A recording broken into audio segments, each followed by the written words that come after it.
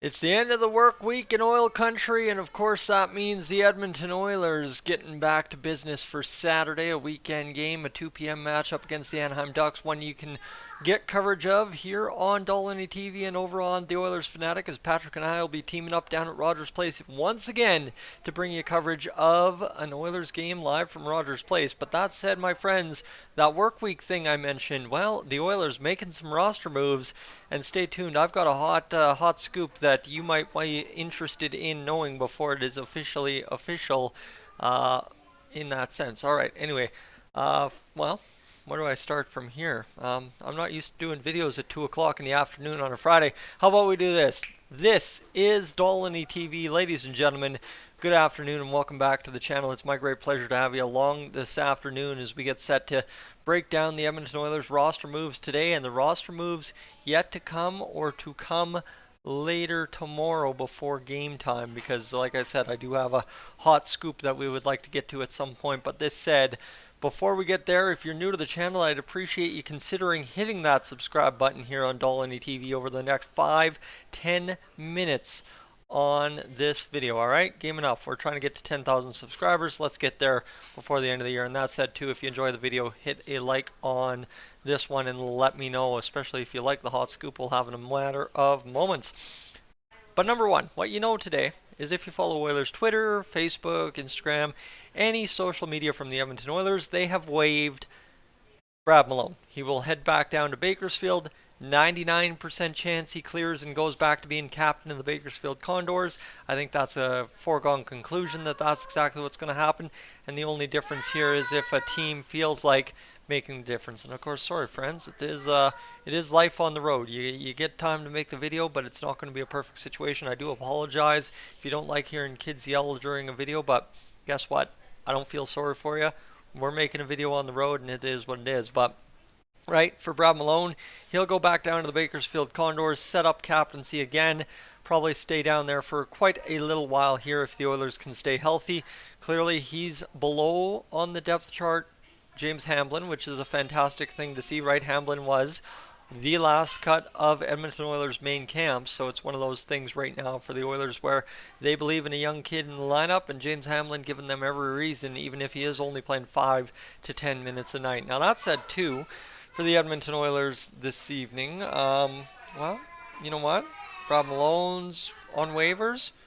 Warren Foegele, has been reinstated or will be reinstated from the injured reserve as well, coming up here shortly. And why that's happening? Well, as Jay Woodcroft was noted as saying today, Warren Foegele is an available player for Saturday's game against the Anaheim Ducks.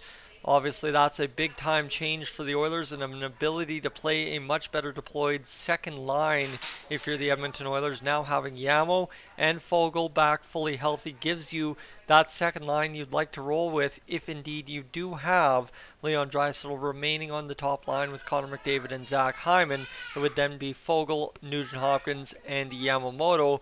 Filling out your third line, you can make some roster moves, whatever you need to do. Potentially we see Dylan Holloway go back down to the minors, and suddenly you've got a situation where for the Edmonton Oilers, you've got Matthias Janmark on the third line with, well, James Hamblin and Jesper Puljujärvi.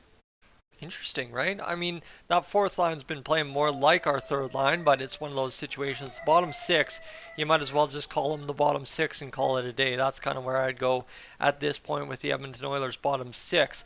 So that's Malone covered off. That's Foegele covered back coming. And now we get into the juicy stuff here where, don't ask me how I know, but according to sources close to my situation up here in Fort Sask, it looks as though either in time for tomorrow's game or sometime tomorrow, the Edmonton Oilers will be recalling Markus Niemelainen. Now, this is obviously a foregone conclusion that he's going to keep shuttling up and down between Bakersfield this season, but it is indeed one of those things for the Oilers of, you know what, maybe the defense has gotten stale. Obviously, last night a lot of blame laid on the feet of Darnell Nurse, so why not change things up a little bit and get Markus Niemelainen back into the lineup and see what he can do. Now, obviously, this is, I will preface this, as I have been warned that this may not be 100% accurate, but there's pretty much an 80% success rate that this is true news that we've got to report. So that's why I'm taking the risk on it and reporting it out to you guys that yes, indeed, it appears as though, based on kind of the movements I've seen within the Edmonton Oilers organization today, that Markus Niemelainen will be recalled in time or tomorrow during the day. So that's where we sit on that. Like I said, on the defense side, whether it's Philip Broberg going down, whether it's Ryan Murray being waived, I wouldn't be surprised to see Ryan Murray waived to make room for Markus Niemelainen, simply because what has Ryan Murray added to the Edmonton Oilers? He's been on the bench riding the pine in the press box because of Philip Broberg being in the lineup, and I know I mean, it's more likely Broberg goes down than Murray. Murray's the ultimate fail-safe to have in your lineup in case of injury. But this too, is it a potential injury replacement? I'm not 100% sure. But when it comes to the Edmonton Oilers and their roster moves, I think it is just one of those things. Brad Malone goes down to make room for Warren Foegele. That's a huge upgrade. Markus Niemelainen adds an element to the Oilers' depth chart. Now, I wouldn't even say depth or defense or grit or anything like that. He just adds an element to the depth chart for the Oilers in the NHL lineup that they don't necessarily have at current, right? He's a hard to play against guy. He gets in your face. He makes you earn every inch of ice as long as he isn't making a rookie mistake. And that's a great thing to have on your blue line when things do get stale from time to time, right? Philip Broberg, not necessarily adding the offense that Philip Broberg should be bringing at the NHL level. He's developing that. Obviously, it took him time to develop the offense at the AHL level, so we'll see what it takes him to develop at the NHL level. Secondary too, he's not getting power play time to a large degree. He's out there killing penalties. He's out there playing hard minutes 5-on-5, and obviously not getting proper deployment because of Darnell Nurse playing 30 minutes a night. But one of those things, how do you solve that situation? You bring in a lesser expecting prospect, I guess what you'd say, right? You're not expecting Markus Niemelainen to be a top pair defenseman one day in the NHL where he's going to be a guy that is your heart and soul of the team. No, this is a guy, if he's third pairing and he's steady Eddie like Chris Russell his whole career, dang, you got yourself a great defenseman for what you drafted him at and what you've invested into Markus Niemelainen throughout his career as an Edmonton Oilers. So that's kind of the hot scoop here is don't be shocked, don't be surprised to see the Edmonton Oilers recall Markus Niemelainen.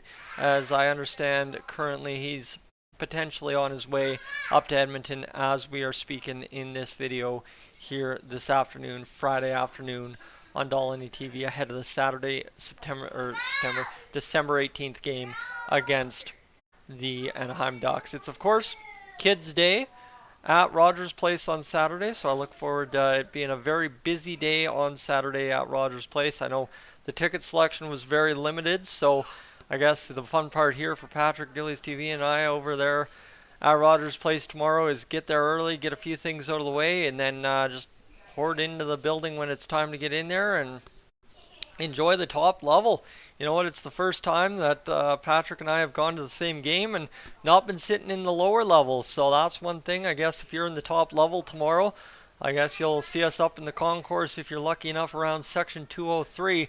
I mean, I guess that's if I'm lucky enough, realistically, to put that into a better perspective. Sorry, that sounds a little high horse-ish for if you're lucky enough. No, if I'm lucky enough to get there and shake your hand tomorrow on Saturday, that would be my great privilege to be able to say hello and thank you for the support on the channel, if indeed I do run into you. So if you're going to the game, I guess would be caption number one.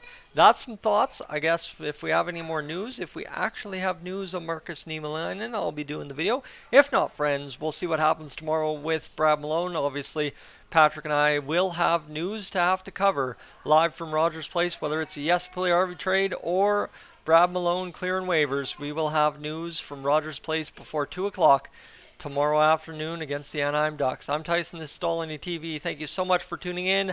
I am up on out of here.